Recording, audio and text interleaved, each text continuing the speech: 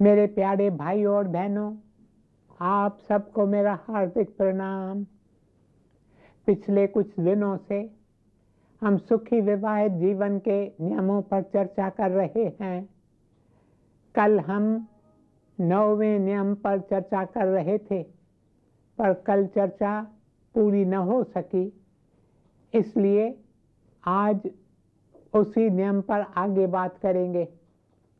मैंने आपको खुशहाल सुखी विवाहित जीवन का सबसे पहला नियम बताया था, अवॉइड द नेक्स्ट क्वारल।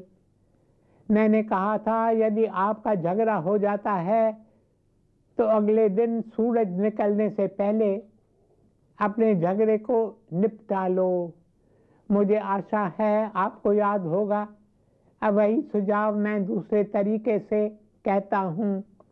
रात को सोने से पहले अपने मन मटाव निपटा लो।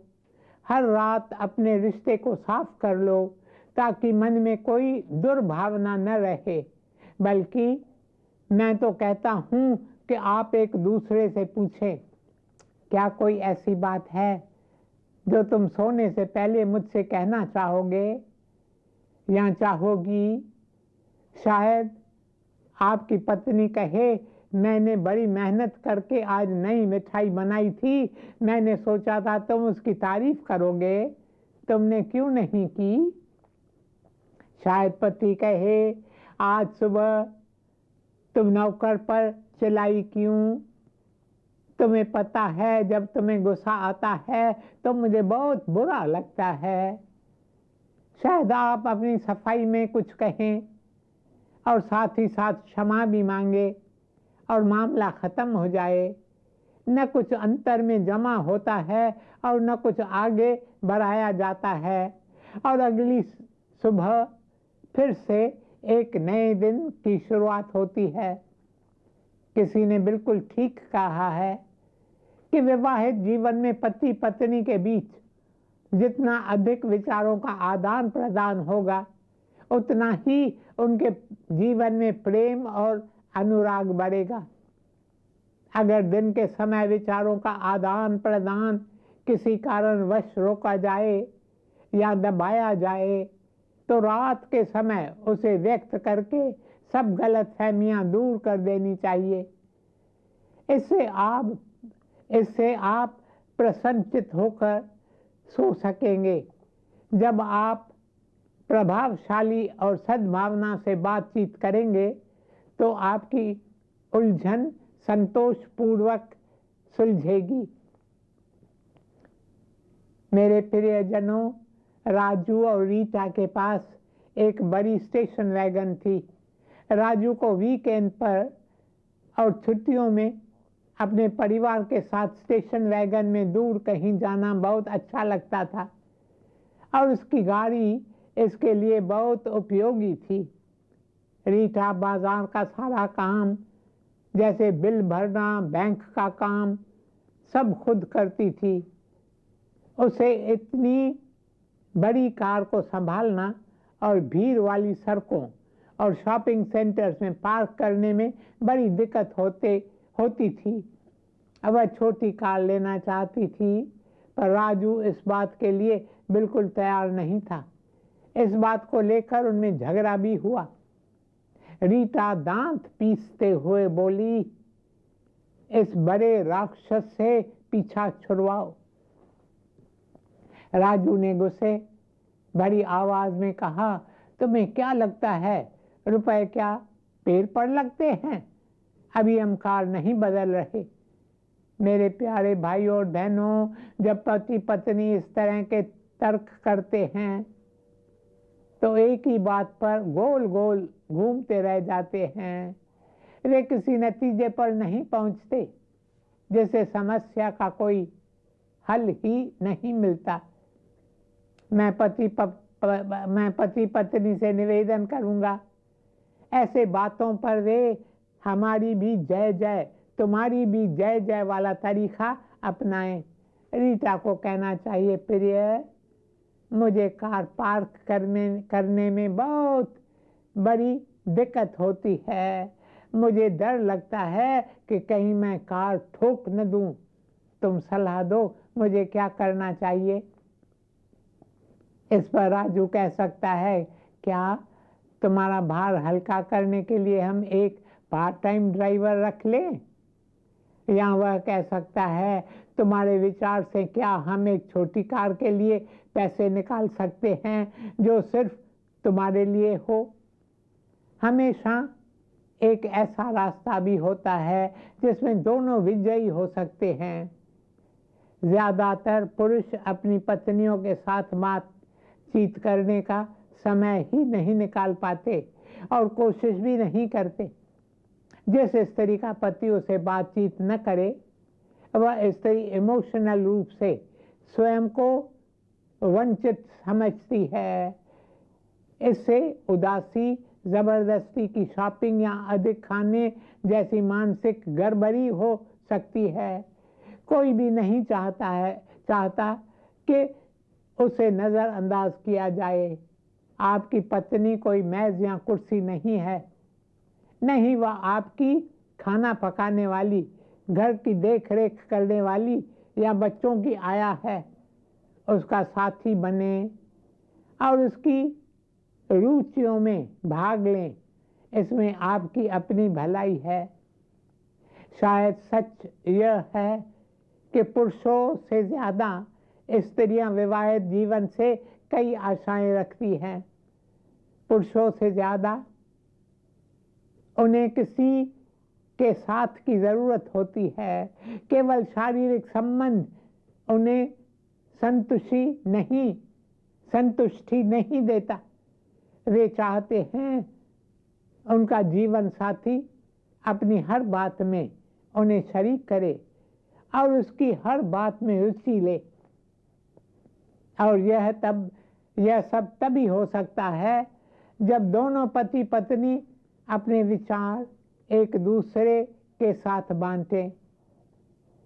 पश्चिमी देशों के विवाह काउंसलर्स का कहना है कि उनके पास बहुत से ऐसे पति पत्नी आते हैं जो विवाह के 30 या 40 साल के बाद भी कहते हैं कि वे अपने जीवन साथी को समझ नहीं पाए हैं। मुझे लगता है शायद भारत में भी अब ऐसा होने लगा है। जब पति पत्नी स्वार्थी हो और केवल अपनी रुचियों और इच्छाओं पर ही ध्यान देते हों, तो ऐसा ही होने का खतरा रहता है। ऐसे लोगों को मैं कहना चाहता हूं, अपनी पत्नी को हीरो का हार देने के बजाय उसे समझना बेहतर है। उसे चॉकलेट और फूल भेजने के स्थान पर उसे प्रेम पूर्वक बातचीत करना ज्यादा मूल्यवान है। जब आपकी पत्नी आपके साथ एक शाम बिताने की विनती करती है, तो आप उसे यह कहकर टाल नहीं सकते, यह रुपए लो और अपने लिए कुछ शॉपिंग कराओ। वह चाहती है कि आप अपने जीवन के पल उसके साथ बांटें, उनकी बातों में रुचि लें। एक सुखी विवाहित जीवन के लिए बहुत जरूरी है कि पति पत्नी दोनों एक दूसरे को बराबर का समझे। विवाह साथ का एक ऐसा अद्भुत बंधन है जिसमें किसी को भी ऊंचा या नीचा समझने की जरूरत नहीं है। अगर आप अपने जीवन साथी को अपने बराबर का नहीं समझते तो ध्यान दें, आपकी मनोवृत्ति सही नहीं है। प्रेम, आपसी समझ और एक दूसरे के प्रति आदर, ये 3 बातें एक सुखी विवाहित जीवन का आधार हैं और वह बराबर वालों में ही हो सकता है। मेरे प्यारे भाइयों और बहनों, अफसोस अपनी गलतियों को देखने के बजाय दूसरे की गलतियां निकालना और सुधारना बहुत आसान है। बजाय अपनी मनोवृत्ति को बदलने के हम दूसरों को अपने वश में करने की कोशिश करते हैं। अगर आप गलत फहमियों को दूर करके आपसी समझ बढ़ाना चाहते हैं तो आपस में बैठकर बातचीत करें, लेकिन बहस न करें।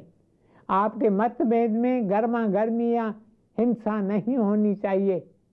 जब आप इमोशनली तनाव में होते हैं तो आपकी आवाज़ ऊंची हो जाती है, आप दूसरे मनुष्य को निकम्मा ठहराते हैं, अपना आपा खो बैठते हैं और फिर झगड़ा ज़रूर शुरू होगा। अहंकार है बड़ा बैरी, मन को मार कर ना देरी।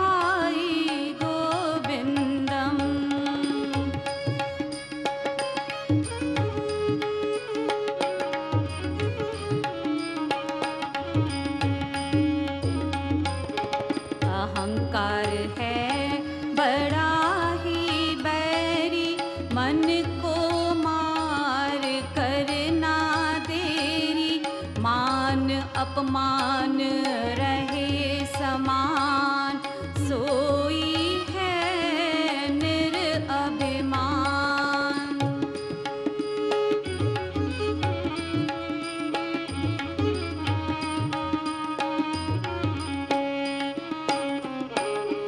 अहंकार है बड़ा ही बैरी, मन को मार करना देरी, मान अपमान रहे समान, सोई है निरअभिमान।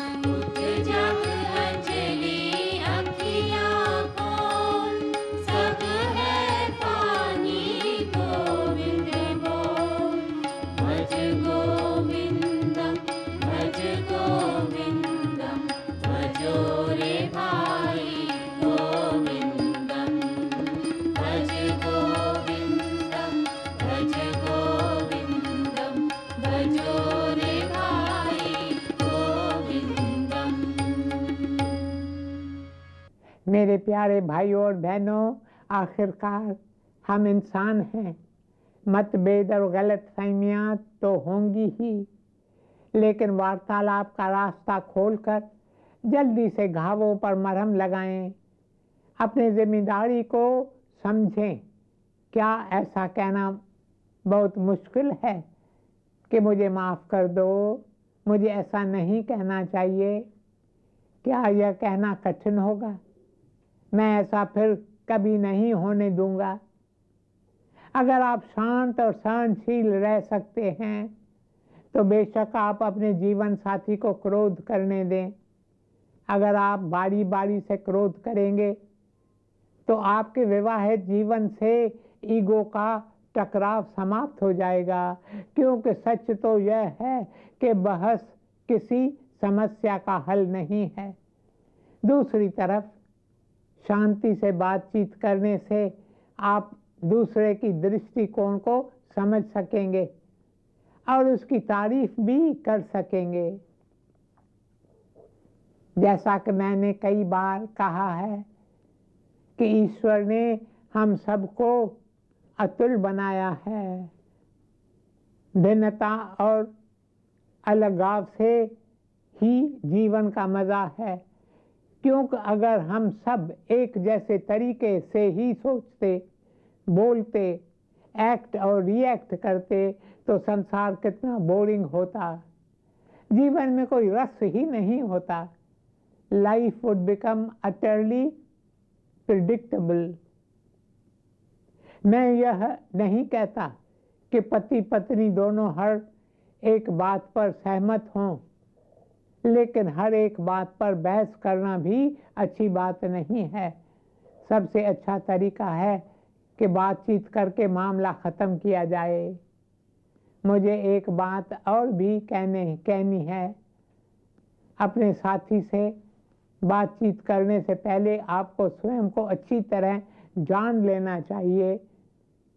कहा गया है, जब दो लोग एक दूसरे की भाषा नहीं समझते तो वे झगड़ा करना शुरू कर देते हैं। भाषा का मतलब यहाँ शब्दों और बोलने वाली भाषा नहीं, बल्कि दिल की भाषा अर्थात प्रेम है। दूसरे मनुष्य के बारे में फैसला लेने से पहले अपने आप को जानो, अपनी शक्ति और कमजोरी को पहचानो। रे मन अपना आप पहचान, सुल्तानी सूरत अब तो जान।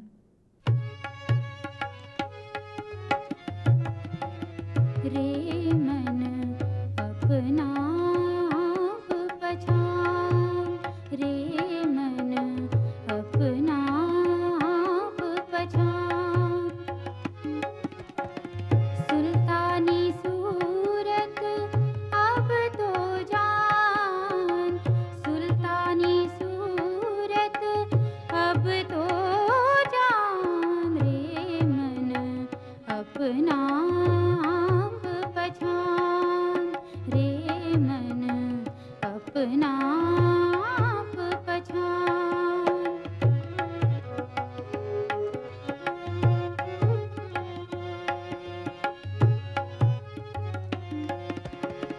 कौन धाम से तुम हो आए, यहाँ बन चंचल तू क्या चाहे, तू क्या चाहे।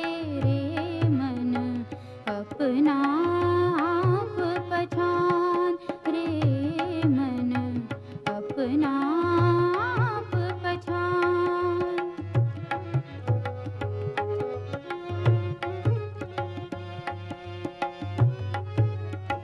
ज्योति अलख की तू है धारा, ज्योति अलख की तू है धारा।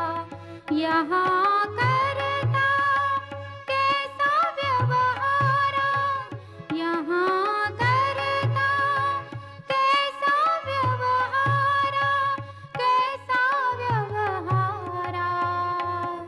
रे मन अपना आप पहचान, रे मन अपना आप पहचान। सुल्तानी सूरत अब तो जान, सुल्तानी सूरत अब तो जान। रे मन अपना आप पहचान, रे मन अपना आप पहचान, रे मन अपना आप पहचान। मेरे प्यारे भाई और बहनों, नेगेटिव और द्वेषपूर्ण बातें न कहो। जैसे तुम स्वार्थी हो, तुम बिल्कुल परवाह नहीं करते, तुम अच्छे नहीं दिखते आदि। ऐसे नेगेटिव वाक्यों से बच्चों को विशेष रूप से दुख होता है। माँ कहती है तुम बहुत शैतान हो, पिता कहता है तुम आलसी और मूर्ख हो, अध्यापक का कहना है यह गलत है। कितनी दुख की बात है कि बच्चे के गुण और अच्छी बातों की तरफ कोई भी ध्यान नहीं देता। अपने विवाहित जीवन से उन सभी नेगेटिव बातों को निकाल दें जो आपके प्रेम में बाधा डालती हैं। दूसरे के बारे में फैसला करना और उसे दोषी ठहराना छोड़ दें। अपने जीवन साथी को ज्यादा जानने की कोशिश करें। अगर आप अपने जीवन साथी को समझना सीख लेते हैं, उसे और अपने बच्चों तथा परिवार के अन्य सदस्यों को स्वीकार करना सीख लेते हैं, तो आपका विवाहित जीवन सचमुच एक अद्भुत संबंध में बदल जाएगा। मेरे प्यारे भाई और बहनों, आज के इस प्रगति के युग में, इस कंपटीशन के युग में सबसे अफसोस की बात यह है कि विवाह जैसे पवित्र क्षेत्र में भी कंपटीशन की भावना घुस आई है। मैं स्त्री और पुरुष की आज़ादी के बारे में कुछ नहीं कहना चाहता, लेकिन अगर विवाह टूट जाए तो यह शोकपूर्ण बात है। भगवान ने स्त्री और पुरुष को अलग अलग बनाया है। ईश्वर ने उन्हें एक दूसरे का पूरक बनाया है। मैं इस सिद्धांत को नहीं मानता कि स्त्री अबला है। स्त्रियां निर्बल नहीं हैं, वे पुरुषों से भिन्न हैं। बस विवाहित जीवन में दोनों का अलग अलग रोल है। चाहे लड़के लड़कियां जो सोचें, वे एक दूसरे का रोल नहीं निभा सकते। दिल से संबंधित गुण जैसे सहानुभूति और सहज बुद्धि में स्त्री शक्तिशाली होती है। पुरुष दिमागी गुणों में शक्तिशाली होते हैं। उन्हें चाहिए कि दोनों आपस में घुल मिल जाएं ताकि उनका मिलन पुष्ट और सार्थक हो। स्त्रियों में आध्यात्मिक शक्ति बलवान होती है, वैसे भी नारी में सहन शक्ति अधिक होती है। वे किसी भी दबाव को अच्छी तरह निपटा लेती हैं। बहुत कम स्त्रियां हार्ट अटैक के कारण मरती हैं। वे जिस तरह तकलीफों का सामना करती हैं उस तरह पुरुष कभी नहीं कर सकते। यह ठीक है कि स्त्रियां आध्यात्मिक और इमोशनल रूप से पुरुषों से अधिक सशक्त होती हैं, इसलिए स्त्रियां ही विवाह को मजबूत बनाए रख सकती हैं। लेकिन अब मैं देख रहा हूं समय समाप्त हो रहा है, इसलिए इस विषय पर बाकी की चर्चा कल करेंगे। ओम शांति शांति शांति।